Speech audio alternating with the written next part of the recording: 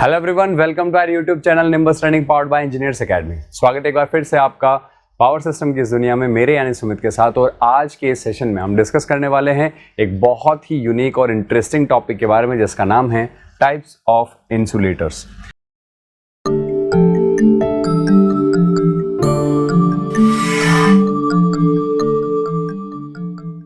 Transmission line हो चाहे distribution lines हो, इनके अंदर वोल्टेज के अकॉर्डिंग इंसुलेशन प्रोवाइड किया जाता है। और इंसुलेटर अपने आप में एक बहुत इंपॉर्टेंट टॉपिक है, जिससे अलग अलग कॉम्पिटिटिव एग्जाम्स के अंदर काफ़ी सारे क्वेश्चन पूछे जाते हैं जो थ्योरेटिकल बेस्ड होते हैं।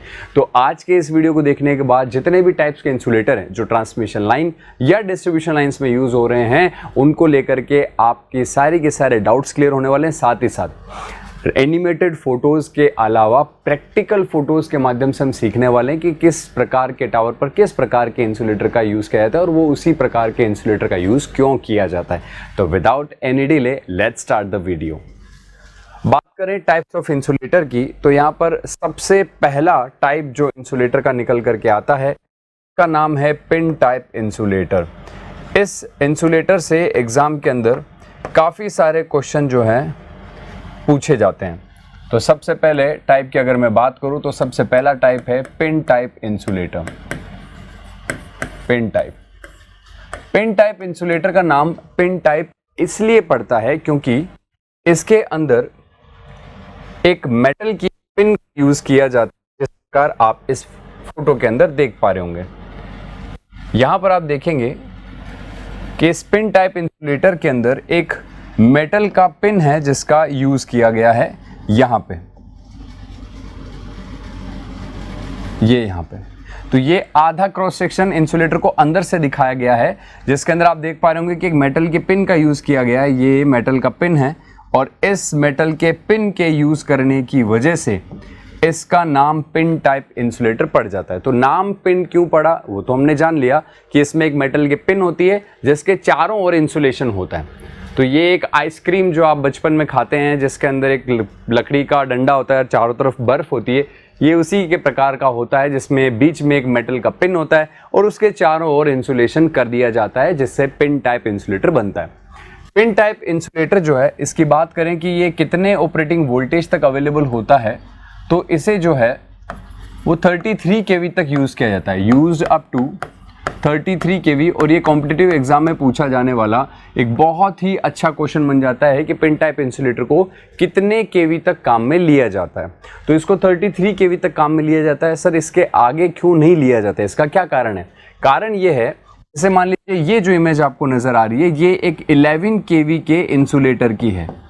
ये एक 11 kV का पिन टाइप इंसुलेटर है जिसका फोटो दिखाया गया। 33 kV में इस प्रकार की एक डिस्क और इसमें नीचे की तरफ कंस्ट्रक्शन में ऐड हो जाएगी। तो ये लगभग 3, जैसे अभी आपको ये एग्जांपल के तौर पे मैं यूं कहूं कि 2 फ्लोर का नजर आ रहा है। इनफैक्ट 2 डिस्क इसके अंदर हैं, 2 रेन शेड्स इसके अंदर हैं। इसके अलावा एक और जुड़ जाए तो यहाँ पर 3 बन जाएंगे, तो 33 का हो जाएगा। सर, ये अभी आपने एक वर्ड यूज किया रेन शेड्स, ये क्या होता है वो भी बताऊंगा मैं आपको। इसके अलावा आपने ये लिखा है कि भैया इसके अंदर ये 2 शेप होती हैं, इसके अलावा एक शेप और ऐड हो जाएंगे, तो फिर इसके बाद में चौथी या पांचवी ऐड कर सकते हैं या नहीं कर सकते हैं? जवाब है नहीं कर सकते। क्यों नहीं कर सकते? क्योंकि इसे 33 kV तक ही बनाया जाता है। 33 kV के बाद नंबर ऑफ ये जो शेप है इस प्रकार की, ये और ऐड करेंगे तो इंसुलेटर काफ़ी ज़्यादा लंबा बनेगा। एक सिंगल कंस्ट्रक्शन होगा। ओवरहेड ट्रांसमिशन लाइन में कंडक्टर से जब इसको बांधा जाएगा तो हवा चलने की वजह से ये हिलेगा, क्योंकि नीचे क्रॉस आर्म्स में तो ये फिट होता है और कंडक्टर ऊपर बांधा जाएगा। जब हवा चलेगी तो जितना ये बड़ा होगा उसके बीच में से चटकने के चांसेस उतने ही ज़्यादा बढ़ जाएंगे, मैकेनिकल खिंचाव की वजह से, टॉर्शन की वजह से। इस वजह से हम इसको 33 kV तक ही बनाते हैं। इसके अलावा इसके अंदर 2 तरीके के ग्रूव्स होते हैं। एक होता है साइड ग्रूव और एक होता है top groove. Top groove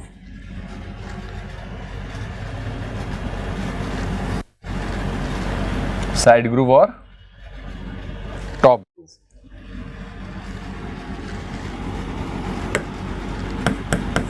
top groove, अब आप फोटो देख पा रहे होंगे, ये यहां पर आपका, माफ करिएगा, ये यहां पे आपका टॉप ग्रूव का फोटो है। ये आपको यहाँ पे जो सांचा नजर आ रहा है इसको कहते हैं टॉप ग्रूव, और यहाँ पे जो साइड में ग्रूव नजर आ रहा है ये आपका साइड ग्रूव है जो इस तरीके से बनाया हुआ है। अब ये साइड ग्रूव और टॉप ग्रूव का सर क्या कहानी है, ये साइड ग्रूव और टॉप ग्रूव का मीनिंग क्या है, इसको इस प्रकार से क्यों बनाया जाता है, उसके बारे में अगर अपन बातचीत करें तो आप इसको इस प्रकार से समझने की कोशिश करें कि कंडक्टर को अगर मुझे सीधा सीधा लेके जाना है, सीधा सीधा लेके जाने का मतलब क्या है सर, सीधा सीधा लेके जाने का मतलब ये है, मैं अब बना देता हूँ इसको टॉप ग्रूव, अब ज़्यादा इजी रहेगा आपके लिए यहाँ पर मेंशन करना, और ये साइड ग्रूव हो गया, ठीक है। तो टॉप ग्रूव के अंदर अगर वायर को बांधा जाएगा तो वायर इधर से आया इस तरफ से और इस तरफ से चला गया, तो पीछे आया और आगे की तरफ पास हो गया, सीधा सीधा एकदम स्ट्रेट लाइन के अंदर अगर कंडक्टर को जाना है तो उसे टॉप ग्रूव में बांधा जाता है। तो top groove is use for straight run, straight run RUN। और अगर आपको किसी एंगल पोजीशन में जाना है, एंगल पोजीशन यानी आपको अगर लाइन में डायरेक्शन चेंज करना है तो आप साइड ग्रूव में बांधेंगे। जैसे मान लो कंडक्टर इस तरफ से आया इधर से और सामने की तरफ उसको जाना है, तो अपन इधर से लाके एक बार इसके चारों लपेट कर फिर इसको सामने की तरफ ले जाएंगे। तो अगर कंडक्टर में डायरेक्शन चेंज करनी है तो साइड ग्रूव में बांधा जाएगा, और अगर सीधा जाने वाला है तो उसे टॉप ग्रूव के अंदर बांधा जाएगा। ये दूसरा पॉइंट हो गया। तीसरा पॉइंट यहां पर यह कहता है कि इसका जो फैक्टर ऑफ सेफ्टी है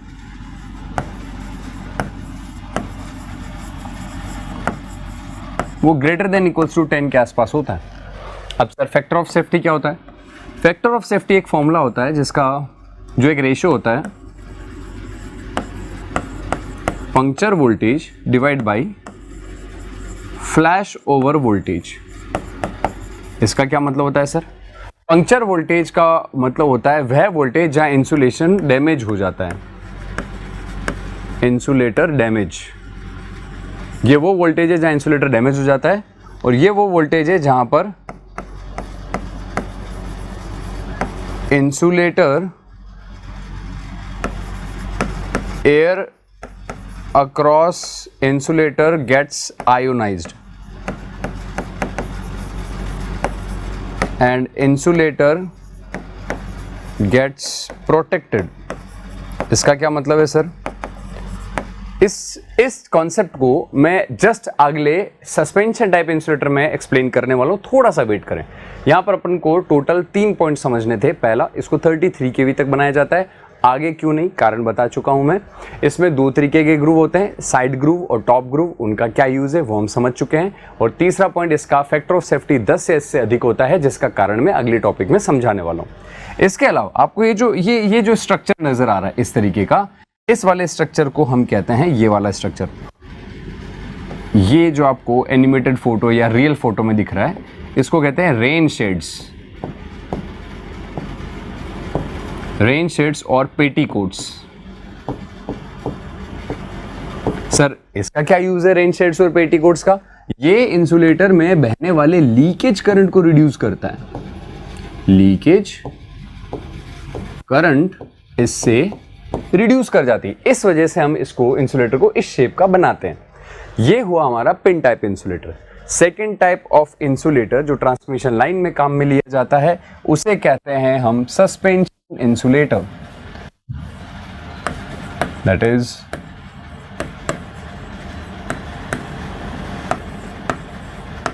suspension type insulator।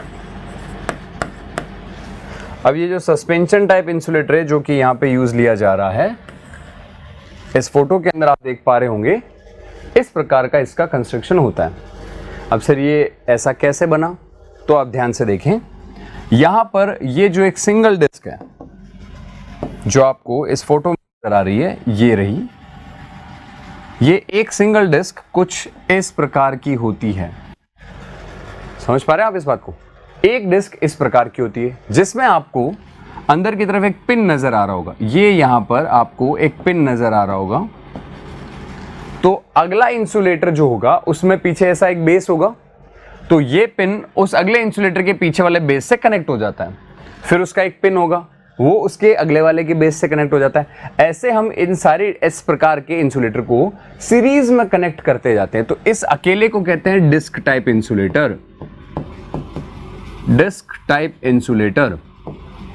और ऐसे सेवरल डिस्क टाइप इंसुलेटर को सीरीज में कनेक्ट करने से एक सस्पेंशन टाइप इंसुलेटर का स्ट्रिंग बन जाता है। तो ये जो आपको फोटो नजर आ रही है ये है suspension type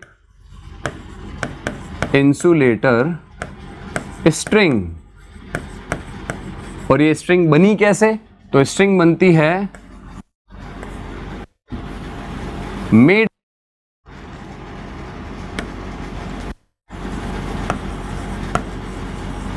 by connecting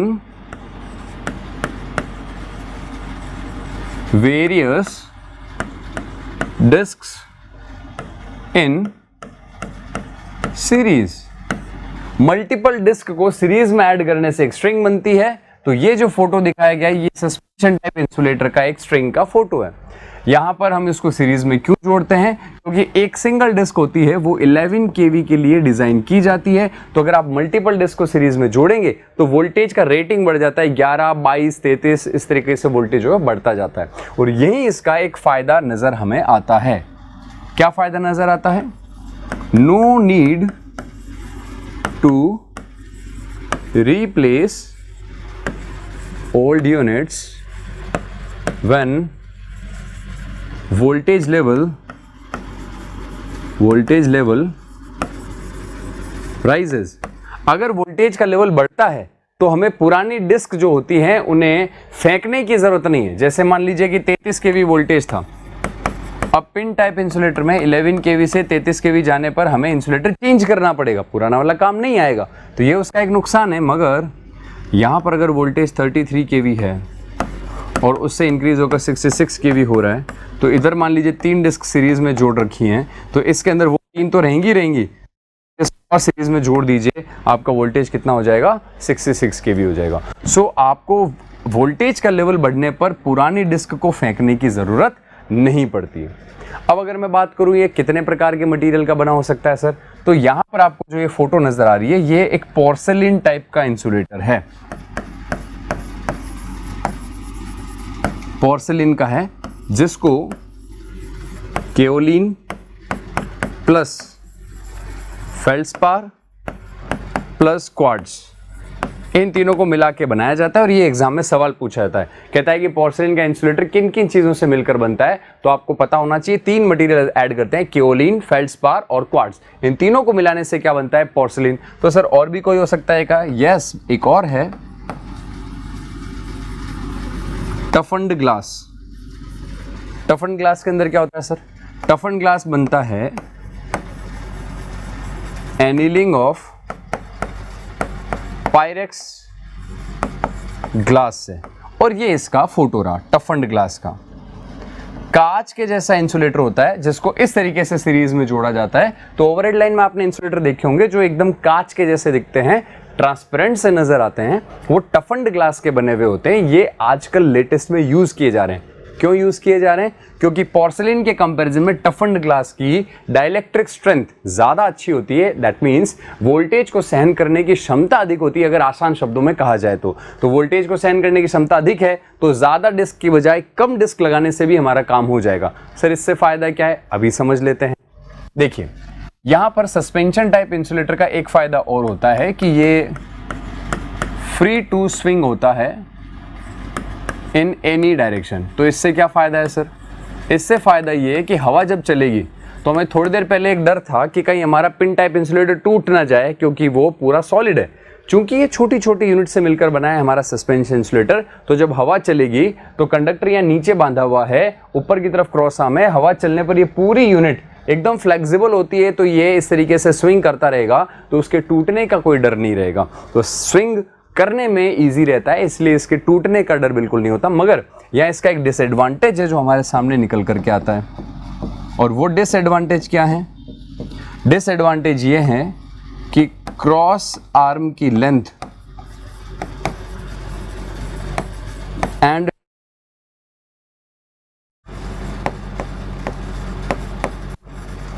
tower height दोनों ही इंक्रीज करनी पड़ेगी। कैसे? देखिए, मान लीजिए कि ये सस्पेंशन टाइप इंसुलेटर जो इस प्रकार से कनेक्टेड है, 1 2 3 डिस्क, कंडक्टर यहां है, ये आपका टावर है। तो अब हवा चलने पर ये कंडक्टर स्विंग करेगा इस तरफ और इस तरफ। अगर ये इधर जाएगा तो ये टावर को छू सकता है, तो शॉर्ट सर्किट हो जाएगा। इससे बचने के लिए हमें क्रॉस आर्म की लंबाई को बढ़ाना पड़ता है। तो क्रॉस आर्म की लंबाई बढ़ाओगे तो पैसा क्या लगेगा? ज़्यादा लगेगा। प्लस अगर वोल्टेज का लेवल बढ़ता है तो आप डिस्क सीरीज में ऐड करेंगे, तो कंडक्टर ज़मीन के पास जाएगा।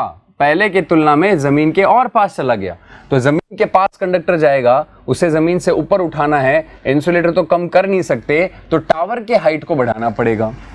समझ पा रहे होंगे आप इस बात को। अब यहाँ पर आप एक बात समझें, जैसे मैंने अभी थोड़ी देर पहले कहा कि इस टफन्ड ग्लास की डाइलेक्ट्रिक स्ट्रेंथ या वोल्टेज को सहन करने की क्षमता अच्छी होती है, तो कम डिस्क लगानी पड़ेगी। उससे क्या फायदा हुआ?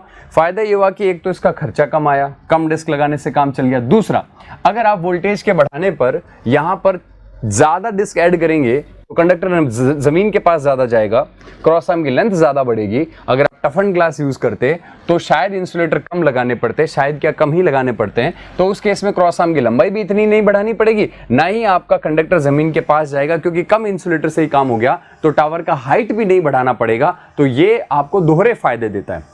कम इंसुलेटर से काम हो रहा है, टावर का हाइट भी कम लग रहा है और क्रॉस आर्म की लेंथ भी कम लग रही है, तो ये डबल फायदा देता है। इसीलिए आज के टाइम में अपन टफन ग्लास यूज करते हैं। तो सस्पेंशन इंसुलेटर का नाम सस्पेंशन क्यों पड़ा? क्योंकि इसे टावर से सस्पेंड किया गया। अगर इसके ऑपरेटिंग वोल्टेज की बात करें तो 33 केवी तक हमारे पास पिन टाइप अवेलेबल है। तो इसको अपन 33 के बाद 66 और उसके ऊपर किसी भी वोल्टेज के लिए बना सकते हैं। सीरीज में जोड़ेंगे डिस्क को ताकि वोल्टेज लेवल बढ़ जाए। सीरीज में जोड़ने से एक स्ट्रिंग का फॉर्मेशन होता है। ये पोर्सिलिन का हो सकता है, टफन ग्लास का हो सकता है। डिसएडवांटेज क्या है? इसका यूज करने से टावर का हाइट और क्रॉस आर्म का लेंथ थोड़ा सा बढ़ जाता है, मगर हमारे पास और कोई ऑप्शन है नहीं, इसलिए हमें इसको यूज करना पड़ता है। तो ये आपका सस्पेंशन टाइप इंसुलेटर हो गया, जिसके प्रैक्टिकल फोटोज भी मैंने आपको बता दिए और उसका थ्योरेटिकल मीनिंग और उसके वोल्टेज के लेवल की अपन ने बात कर ली। तीसरा इंसुलेटर हमारे सामने कौन सा है? तीसरा इंसुलेटर हमारे पास में आता है स्ट्रेन और टेंशन इंसुलेटर। इसमें क्या है सर? देखिए,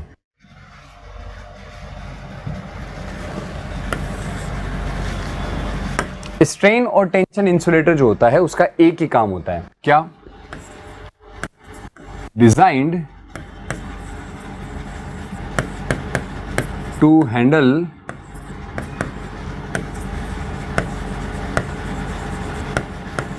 मैकेनिकल स्ट्रेस। ये सस्पेंशन टाइप इंसुलेटर और पिन टाइप इंसुलेटर दोनों से अलग होता है। इसका काम एक ही है, मैकेनिकल स्ट्रेस को हैंडल करना, खिंचाव को, तनाव को सहन करना। तनाव कब सहन करता है सर एक इंसुलेटर को? तनाव कब सहन करना पड़ता है? दो स्थितियों में इसको तनाव सहन करना पड़ता है। पहला, टू रिड्यूस सैग।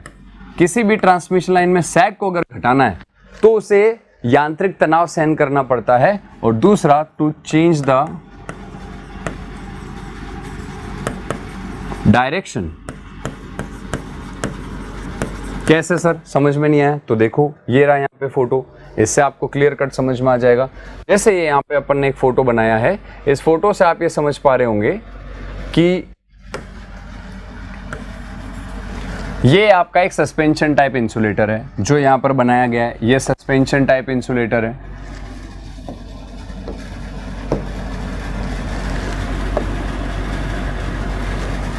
ये आपका सस्पेंशन टाइप इंसुलेटर हो गया, ठीक है। ये वाला इंसुलेटर आपका सस्पेंशन, ये वाला इंसुलेटर आपका सस्पेंशन टाइप इंसुलेटर हो गया, क्योंकि ये सस्पेंड किया हुआ है, लटकाया हुआ है। मगर ये वाला इंसुलेटर, सर ये भी तो सस्पेंशन होगा? जी नहीं, इसे हम सस्पेंशन टाइप इंसुलेटर नहीं कहेंगे, क्योंकि ये सस्पेंशन अवस्था में या फिर वर्टिकल अवस्था के अंदर नहीं है। ये इंसुलेटर जो आपका नजर आ रहा है आपको, ये हॉरिजॉन्टल अवस्था के अंदर लगाया गया है। हॉरिजॉन्टल है इस तरीके से। तो ऐसा क्यों लगाया गया है सर? ये इसलिए क्योंकि इसने इधर से भी लाइन को खींचा है और इसने इधर से भी ट्रांसमिशन लाइन को खींचा है। तो लाइन को खींचा क्यों गया है? ताकि लाइन में जो सैग है उसे कम कर सके। तो मैंने इधर से भी खींचा, इधर से भी खींचा, दोनों तरफ से मैंने कंडक्टर को खींचा। तो उस समय इंसुलेटर जब उस वायर को खींचेगा तो वो वर्टिकल नहीं रह सकता, उसे हॉरिजॉन्टल अवस्था में आना पड़ेगा, तभी वो खींच के पकड़ पाएगा। तो इस समय इस इंसुलेटर पर तनाव है, खिंचाव है, मैकेनिकल स्ट्रेस है। इसीलिए ये इंसुलेटर इस वक्त सस्पेंशन नहीं कहला करके स्ट्रेन और टेंशन इंसुलेटर कहलाएगा, क्योंकि इसका काम क्या है? सैग को घटाना। ठीक इसी प्रकार अगर लाइन में डायरेक्शन को चेंज करना है तो उस केस के अंदर भी अपन यूज कर सकते हैं। जैसे मान लीजिए ये फोटो है, इसमें टावर के साथ फोटो नहीं है, मगर आप लोग इसको देख करके समझ जरूर जाएंगे कि ये कहना क्या चाह रहा है फोटो। जैसे मान लीजिए आपको लाइन में डायरेक्शन चेंज करनी है, तो ट्रांसमिशन लाइन इधर से आई और इधर जाने वाली है। तो इधर से आई तो इसने ऐसे पकड़ के रखा, इधर से जाएगी तो ऐसे पकड़ के रखा, दोनों तरफ से अपन ने इंसुलेटर ने कंडक्टर को पकड़ लिया। तो अब यहां से यहां पावर कंटिन्यू तो फ्लो कर नहीं पाएगी, तो यहां नीचे से एक वायर लटकाना पड़ता है, जो इस फोटो में तुम्हें नजर आ रहा होगा। इस वायर को हम कहते हैं जंपर वायर, जो पावर को कंटिन्यू फ्लो करवाने का काम करता है। तो जब लाइन में डायरेक्शन बदलती है, ये तो लाइन सीधी सीधी जा रही है, इधर से आई और इधर गई, मगर अगर लाइन इधर से आई है और इधर जा रही है तो कंडक्टर ऐसे होगा, इस प्रकार से। तो डायरेक्शन चेंज करने के दौरान भी इंसुलेटर कब है, किस अवस्था में? हॉरिजॉन्टल अवस्था के अंदर लगाया गया है। इसलिए डायरेक्शन चेंज करने के लिए भी आपको ये सैग जो है घटाना हो, चाहे डायरेक्शन चेंज करना हो, आपको मैकेनिकल स्ट्रेस उस इंसुलेटर को देना पड़ता है। इसीलिए उसे स्ट्रेन और टेंशन इंसुलेटर के नाम से जाना जाता है। अब ये काम जो है यहां पर सस्पेंशन टाइप इंसुलेटर कर रहा है, ये तो हाई वोल्टेज के लिए कर रहा है, for high voltage. Low voltage के लिए ये काम कौन करेगा? तो फॉर लो वोल्टेज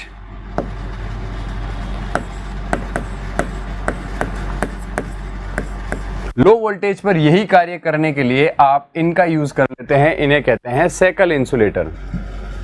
ये इस प्रकार से एक सेकल इंसुलेटर जो है, अगर मुझे डायरेक्शन चेंज करवानी है या मुझे कंडक्टर में खिंचाव पैदा करना है तो मैं इस प्रकार के इंसुलेटर का यूज कर लेता हूं। ये सेकल इंसुलेटर कहलाता है, जो आपका लाइन में लो वोल्टेज लेवल पर सैग घटाने का या डायरेक्शन चेंज करने का काम करता है। तो स्ट्रेन और टेंशन इंसुलेटर के नाम से पता चल रहा है, स्ट्रेन या टेंशन पैदा करने वाले इंसुलेटर स्ट्रेन या टेंशन इंसुलेटर कहलाते हैं, और ये मैकेनिकल स्ट्रेस को हैंडल करने के लिए यूज करते हैं। अब इसमें एक और पॉइंट है, when single string is not sufficient, two strings can be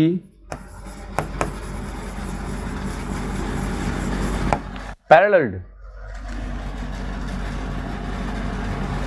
तो दो स्ट्रिंग को पैरेलल, ये देखो, ये यहां पे इस पॉइंट को यहां एक्सप्लेन किया गया। जब एक इंसुलेटर की यूनिट खींचने में समर्थ नहीं है कि यार टूट जाएगा, ये खींच नहीं पाएगा, वायर बहुत ज्यादा खिंचाव जो है वो पैदा कर रहा है, तो हम क्या करेंगे? दो जनों को लगा देंगे जो ऐसे पकड़ करके खींच लेगी वायर को।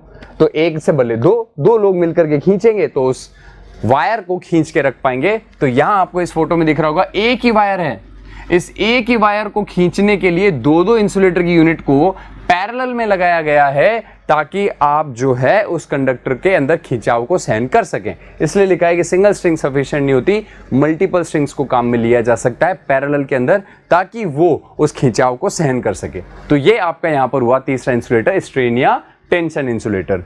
तो सेकल इंसुलेटर इज एक काइंड ऑफ स्ट्रेन और टेंशन इंसुलेटर, जो लाइन में कहीं ना कहीं खिंचाव पैदा करने का काम करता है। तो ये हमने इसके अंदर कवर कर लिया। और भी काफी सारे टाइप के जो इंसुलेटर्स हैं वो यहाँ पर अवेलेबल हैं, आप देख सकते हैं। ये cap and pin type insulator, ये सस्पेंशन टाइप इंसुलेटर की यूनिट्स हैं। ये भी सस्पेंशन इंसुलेटर बनता है, इससे भी सस्पेंशन इंसुलेटर बनता है। ये पोर्सलिन के इंसुलेटर की वैरायटी है, जिसके अंदर आपको मुझे इस प्रकार के इंसुलेटर के बारे में बताना था। ये जो इंसुलेटर आपको यहाँ नजर आ रहा है, ये इंसुलेटर आपका एक स्टे इंसुलेटर है। स्टे इंसुलेटर जो स्टे वायर के अंदर लगाया जाता है। आप देखते होंगे कि एक ट्रांसमिशन टावर या एक नॉर्मल डिस्ट्रीब्यूशन टावर को एक वायर जो है ज़मीन पर गिरने से रोकने के लिए बांध करके ऐसे खींच के लगाया जाता है। इस वायर में एक इंसुलेटर यूज़ होता है, वो स्टे इंसुलेटर होता है, जिसका फोटो ये रहा। तो ये अलग अलग वेराइटी ऑफ इंसुलेटर है जो आपको फोटो में दिखाए गए हैं। अच्छा, जहाँ तक मटीरियल की बात है, मैंने दो मटीरियल की बात करी, एक पोर्सिलिन, एक टफ एंड ग्लास। तीसरा मटीरियल भी है जो मार्केट में यूज़ किया जा रहा है, और ये हमारा होता है पॉलीमर इंसुलेटर। ये सबसे तगड़ा होता है। ये लेटेस्ट इंसुलेटर है जो अभी अवेलेबल है, जिसका यूज हम कर रहे हैं, और इस इंसुलेटर की डाइलेक्ट्रिक स्ट्रेंथ पोर्सिलिन और टफ एंड ग्लास दोनों से बहुत अच्छी होती है। हल्का होता है बहुत ज़्यादा, वजन नहीं होने की वजह से हमें ज़्यादा जो है टावर पर जो है स्ट्रेस भी नहीं लगाना पड़ता। एक भारी इंसुलेटर है 200 किलो का, उसे होल्ड करने के लिए क्रॉस आर्म मजबूत बनानी होगी। एक इंसुलेटर 70 किलो का ही है, तो उसे होल्ड करने के लिए कम वजन की या कम कैपेसिटी की क्रॉस आर्म लगाई जा सकती है, तो इसीलिए हमारा खर्चा और थोड़ा कम हो जाता है। तो तीसरा इंसुलेटर है जो हम मटीरियल की अगर बात करें उस पॉइंट ऑफ व्यू से, तो पॉलीमर इंसुलेटर भी आज के टाइम पे यूज़ किए जा रहे हैं। मैंने आपको थोड़ी देर पहले कहा था कि इंसुलेटर के अंदर एक पंक्चर वोल्टेज और एक फ्लैश ओवर वोल्टेज होता है। वो क्या चीज होती है, ये यहां पर मैंने आपको एक टर्म बताई थी, पंक्चर वोल्टेज बटा फ्लैश ओवर। पंक्चर में मैंने क्या कहा, वो वोल्टेज जहां इंसुलेटर डैमेज हो सकता है। तो डैमेज कैसे होता है उसको समझाने के लिए यहां पर मैं एक फोटो लेके आया हूं। ये देखो, इस फोटो को आप समझने की कोशिश करें। ये मान लीजिए आपके पास में एक पिन टाइप इंसुलेटर है। इस पिन टाइप के इंसुलेटर के अंदर आप देख पा रहे होंगे, यहां पर मान लीजिए कंडक्टर बांधा हुआ है, ठीक है। तो ये है आपका कंडक्टर, और ये है आपका मेटल का पिन जिसे आपने क्रॉस आर्म से जोड़ा हुआ है। तो यहां पर इसके बीच में जो इंसुलेशन है कंडक्टर और पिन के बीच, अगर इस इंसुलेशन का फेलियर हो जाए तो इसे कहा जाता है पंक्चर। ये यहां पे लिखा हुआ है। तो पंक्चर का मतलब वो वोल्टेज जहां पर इंसुलेशन फेलियर हो जाता है, उस वोल्टेज को पंक्चर वोल्टेज कहते हैं। दूसरा फ्लैश ओवर वोल्टेज होता है। सर वो क्या होता है, जो आपने यहां पर मेंशन किया है, ये रहा फ्लैश ओवर वोल्टेज। ये क्या होता है उसके लिए आप यहां देखें, इस डायग्राम में आप देख पा रहे होंगे कि कंडक्टर के ऊपर यहां पर अपन ने एक ऊपर की तरफ मेटल का वायर लगाया है और एक नीचे की तरफ मेटल का वायर लगा है। बहुत इंटरेस्टिंग टॉपिक है, देखिए। तो ये वायर और ये वायर, इनके बीच में यहाँ पर कौन उपस्थित है, इनके बीच में सर यहाँ पर एयर है। अब होता क्या है, जब इस कंडक्टर पर वोल्टेज बढ़ता है, अभी थोड़ी देर पहले इस फोटो के अंदर जब मैंने आपको समझाया, इसमें क्या कहा कि जब कंडक्टर पर वोल्टेज बढ़ेगा तो इस ग्राउंडेड स्ट्रक्चर, क्योंकि पिन को क्रॉस आर्म से जोड़ा है, क्रॉस आर्म को ग्राउंड किया हुआ है आपने, तो ग्राउंड और कंडक्टर के बीच इंसुलेशन के फेलियर होने की वजह से होता है पंक्चर। और वो फेलियर क्यों हुआ, क्योंकि आपने वोल्टेज को बढ़ा दिया। सेम इसी कंडीशन में यहां पर अगर मैं बात करूं तो आपने क्या किया, इस कंडक्टर पर वोल्टेज को बढ़ाया, या फिर मान लो बिजली गिरने की वजह से बढ़ गया। तो वोल्टेज जो है वो लाइटनिंग की वजह से जब बढ़ता है तो वो वोल्टेज ये इंसुलेटर के अक्रॉस अप्लाई होगा। ये इंसुलेटर कहेगा कि भाई ठाकुर तो गियो, अब तो मरे, खत्म है जिंदगी, अब कुछ नहीं बचा है लाइफ में। तब एकदम से लाइटनिंग अरेस्टर आता है कि चिंता मत कर बालक, मैं तुझे बचाऊंगा। तो लाइटनिंग अरेस्टर हम हर ट्रांसमिशन लाइन के अंदर हर इंसुलेटर के अक्रॉस बनाते हैं with the help of arching horn. तो ये हॉर्न टाइप लाइटनिंग अरेस्टर है, जिसमें हमने ऊपर की तरफ एक मेटल का वायर यूज किया ऐसे, और नीचे की तरफ भी मेटल का वायर यूज किया। इसे हम गार्ड रिंग भी कहते हैं, जिसका अपने आप में एक बहुत बड़ा महत्व है। किसी दिन और वीडियो के अंदर मैं आपको इसके बारे में बताऊंगा। तो ये गार्ड रिंग और ये आर्किंग हॉर्न, दोनों के बीच में एयर गैप है। जैसे ही वोल्टेज बढ़ता है, हम इस एयर गैप को इस प्रकार रखते हैं कि इस इंसुलेटर के फेलियर होने से पहले इस एयर का आयोनाइजेशन हो जाए, और अगर इसका आयोनाइजेशन हो जाता है तो इसे कहा जाता है फ्लैश ओवर। अब आप एक बात बताएं, खुद से सोचें, एक वोल्टेज ऐसा है जिस वोल्टेज पर इंसुलेटर जल जाएगा और करंट अंदर से बह जाएगी। एक वोल्टेज ऐसा है जिस पर ये एयर आयोनाइज होगी और ये सारा चार्ज एयर के माध्यम से ग्राउंड हो जाएगा, क्योंकि ये टावर से जुड़ी हुई है। तो आप क्या चाहते हैं, इंसुलेटर जल जाए या एयर जल जाए मगर इंसुलेटर बच जाए? आई नो आपका आंसर यही होगा कि सर एयर के अंदर आयोनाइजेशन भले ही हो जाओ, इंसुलेटर जलना नहीं चाहिए।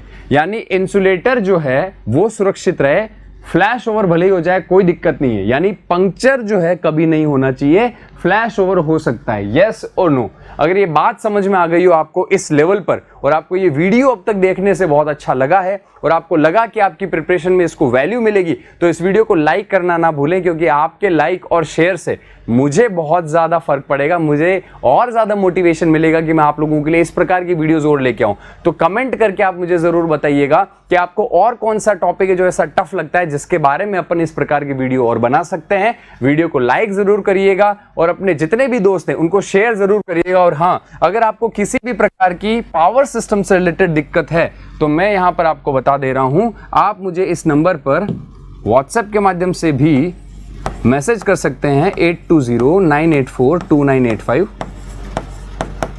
तो आपको अगर किसी तरीके का कोई डाउट है तो आप मुझे इस नंबर पर मैसेज कर सकते हैं, बता सकते हैं कि सर मैंने वो वीडियो देखा था, अच्छा लगा और मुझे इस प्रकार की बातें थोड़ी सी और जाननी। तो वीडियो को लाइक ज़रूर कर दिएगा। चलिए आगे बढ़ते हैं। तो हमने बात करी कि पंक्चर नहीं होना चाहिए, फ्लैश ओवर हो जाना चाहिए। तो अब यहाँ पर आप आए और देखें कि मान लीजिए कि पंक्चर हो रहा है और एक फ्लैश ओवर, दो फिनोमिनन हो रहे हैं। 25 केवी वोल्टेज पर पंक्चर होता है, 25 केवी पे।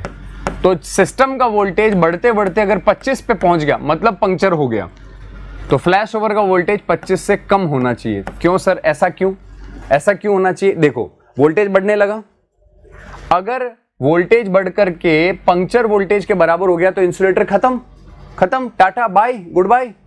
मगर अगर वोल्टेज 20 केवी पर फ्लैश ओवर हो रहा है तो वोल्टेज बढ़ते बढ़ते जैसे ही 20 केवी पे पहुंचेगा फ्लैश ओवर हो जाएगा। फ्लैश ओवर होते ही सारा का सारा जो चार्ज है वो आयोनाइज्ड एयर के माध्यम से ग्राउंड हो जाएगा।